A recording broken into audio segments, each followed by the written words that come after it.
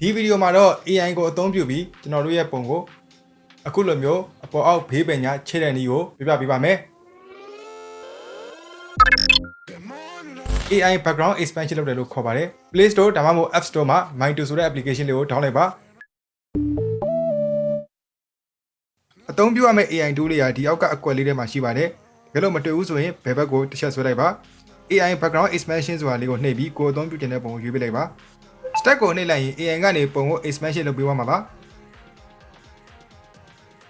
ဘယ်ဘက်ကတော့ original ပုံဖြစ်ပြီးညာဘက်ကတော့ background expansion လုပ်ထားတဲ့ပုံဖြစ်ပါတယ်ဒီထက်ပိုပြီး expansion လုပ်ချင်တယ်ဆိုရင် custom ကိုနှိပ်ပြီးတော့ကိုလိုချင်တော့အရွယ်အစားကိုလုပ်ရပါသေးတယ်ကျွန်တော်3ခါထိထားလိုက်ပါမယ်